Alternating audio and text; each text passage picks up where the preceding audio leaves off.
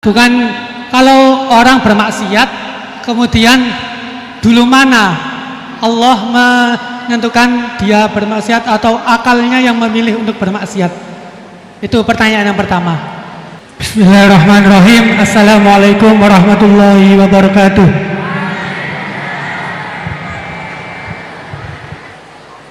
Langsung saja, ngapunten Gus. Di sini ada beberapa pertanyaan yang agak masih grundel di hati gitu.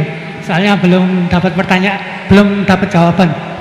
Yang pertama mengenai dari tadi penjelasan dari Gusti Allah menciptakan hamba di dunia ini, ada yang taat dan ada yang suka bermaksiat gitu. Mengenai takdir Allah Subhanahu wa Ta'ala, Allah menciptakan hamba-hambanya dengan variasi yang berbeda. Kemudian manusia diciptakan dengan dibekali dengan akal untuk membedakan dari setan dan juga malaikat. Kemudian pertanyaan saya, dulu mana Gus antara takdir yang ditentukan oleh Allah atau pilihan akal kita gitu. Begitu intinya. Soalnya kan bukan kalau orang bermaksiat kemudian dulu mana Allah menentukan dia bermaksiat atau akalnya yang memilih untuk bermaksiat. Itu pertanyaan yang pertama. Untuk pertanyaan yang kedua, ngapunten.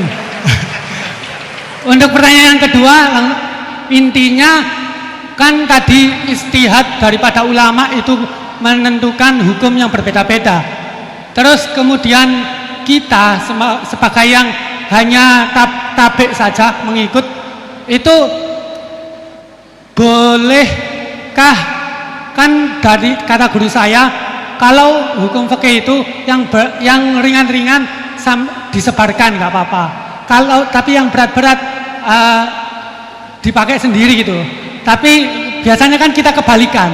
Yang ringan-ringan soalnya kita tahu ilmunya, kita yang pakai. Terus kalau ada orang yang tanya, biasanya kita yang kasih jawaban yang berat-berat daripada hukum fikih. Jadi yang saya tanyakan, kalau berpindah hukum dari awalnya ikut imam ini terus kemudian ikut imam ini, itu bagaimana batasan-batasannya gitu. Syukron. Baik, terima kasih. Ini pertanyaan yang ringkas disampaikan cukup panjang. Niki langsung dipun jawab nopon. Oke, monggo Yai. Ini tadi hoax itu, saya waktunya tinggal 10 menit, enak saja. Tidak, saya nanti langsung itu, mungkin langsung ke Jogja, kan jadwalnya itu saya memang ke Jogja. Baru ini saya ke Jogja naik pesawat gara-gara hormat ke Mas Bukin. Sepanjang hidup saya nggak pernah ke Jogja naik pesawat, baru ini nanti rencananya naik. Karena tak hitung kalau pakai kereta atau bis nggak menangi ngaji di Jogja. Saya jadwalnya ngaji di Jogja nanti jam 4:30. Begini, itu pertanyaannya betul tadi, itu ngawur betul itu. Karena begini ya, masalah qadha qadar itu kan sudah dibicarakan semua ulama di kitab-kitab.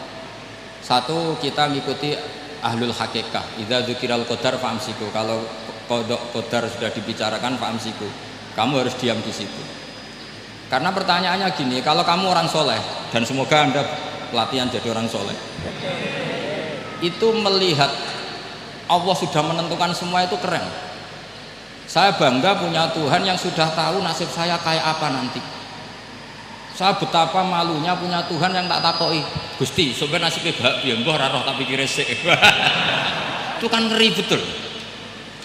Sehingga kalau kamu soleh itu pokoknya bangga kalau Allah sudah tahu apa yang akan terjadi. Nah, soal kepanikan kita kan kadang engkau nang wis ngerti aku celoko, terus gunanya apa aku sholat? Itu kesalahan kita.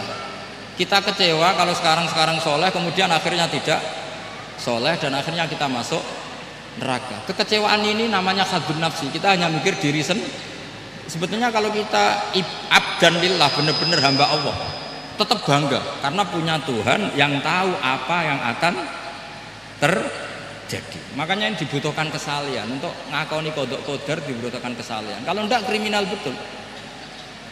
Maka Sayyid Hasan bin Ali, saya hafalkan makalahnya itu. Di antara aturan iman harus iman sama qada qadar. Untuk menunjukkan innahu la yuqsa qurhan wala yuhlabu qurhan, kata beliau. Supaya kita tahu bahwa Allah itu tidak dimaksiati secara terpaksa. Kamu bisa enggak bayangkan Allah ngeluh gini, sakjane aku ora seneng maksiat tapi saya bisa berbuat apa? Artinya apa? Kalau maksiat dan keburukan tidak khairihi wa syarrihi minallah, itu Allah kan kurhan. Paham yang saya maksud? Artinya apa? Kita harus berkeyakinan khairihi wa syarrihi minallah. Tapi kita butuh syariat. Lalu setiap orang nakal berkelit kersane Allah juga masalah. Maka diteruskan makalah beliau. Waman hammala dzambahu rabbahu faqad fajar. Dan siapa yang menimpakan dosanya atas nama Tuhannya, maka faqad fajar. Dia lacut betul. Wong sing zina kuwi Allah kan gak melok zina, sing maling kuwi ora melok maling. Sing beto bak-bak kuwi ora tau beto. Terus kowe muni kabeh krana Allah, itu kriminal betul. Jadi makanya orang soleh itu harus hafalannya banyak supaya niru-niru orang soleh itu. Ini kan enggak ingin soleh tapi pakai akalnya sendiri. Itu bahaya dalam agama, karena agama itu harus ada riwayat. Makanya beliau menyebut 2 kali. Siapa yang tidak meyakini khairihi wa syarrihi minallah, maka dia faqad kafar. Karena seakan-akan di dunia ini waqa'a fi mulkihi ma la yuriduhu. Kalau kamu bilang syar tidak minallah, berarti waqa'a fi mulkihi ma la yuriduhu, di kerajaannya terjadi sesuatu di luar kehendak. Tapi waman hammala dzambahu rabbahu faqad fajar. Orang yang menimpakan dosanya ditimpakan karena Allah, maka faqad fajar. Dia lacut betul. Allah tidak ikut maling, tidak ikut zina, tidak ikut korupsi kok. Oh, ini kehendakmu ya. Nah, kalau kamu bisa paham itu, ya sudah jadi orang soleh saja. Kalau enggak, ya pilih wa amsiku tadi apa? Sudah, tidak usah dibahas. Jadi saya mohon semua yang dengar ngaji saya ini, yang enggak tobat supaya tobat, yang sudah tobat ditambahi ilmu, karena biasanya tobat itu ya karena tidak ngerti apa-apa, semua mikir. Itu makalnya Sayyid Hasan bin Ali, cucunya Rasulullah SAW, dan itu diamini oleh semua ulama. Saya pernah ditanya seorang rektor, enggak terima dosen, enggak terima mahasiswa, rektor. Tanya, Gus, yang benar itu Jabariyah apa Qadariyah? Jawaban saya lucu, sementing soleh dulu. Kalau setelah soleh kamu nggak apa-apa Jabariyah atau Qadariyah. Karena setelah kita soleh, perasaan kita gini, qaddaronillah ala sholat, saya bisa berbuat apa di depan kehendak Allah. Sehingga perasaannya orang soleh ketika mengatakan al-abdu majbur adalah mengatakan la haula wala quwata, asal soleh loh ya, asal soleh. Tapi kalau orang itu tidak soleh, dijawab apa saja ya berengkel loh. Umpamanya natine ra tau tenang sama Allah. Qadariyah juga sama, ini penting. Misalnya ada orang soleh Qadariyah, mesti cara berpikir, oh pangeranku adil ya, sing sholat diganjar swarga, sing zina diganjar neraka, sing ora nyolong diganjar swarga, sing nyolong diganjar neraka, kan adil. Mosok sing nyolong dilebokno swarga, sing sholat dilebokno neraka, kan jadi lucu. Artinya ketika dia Qadariyah juga ingin membaca hikmahnya Allah bikin aturan. Asal soleh, sama lagi asal. Jadi orang itu setelah soleh itu bisa improvisasi sendiri. Makanya ini pentingnya ayat innalladzina amanu wa amilus sholihat yahdihim rabbuhum biimanihim. Orang setelah iman nanti akan ditunjukkan oleh imannya untuk mengelola was-wasnya setan. Misalnya saya itu termasuk kiai yang terkenal kalau diundang susah. Karena saya fanatik fikih, saya punya ibu, saya punya pondok, itu artinya punya kewajiban. Yang bisa mengalahkan kewajiban adalah kewajiban sing akbar, yang lebih besar. Nah ini mau diundang mahasiswa ini kan jelas tidak akbar. Nanti maksudnya tarkul wajib di ajli sunnah, wah kriminal saya. Meleburi bapak meninggalkan wajib demi sunnah. Ya jelas ya, jadi kita harus terlatih dengan bahasanya orang-orang soleh.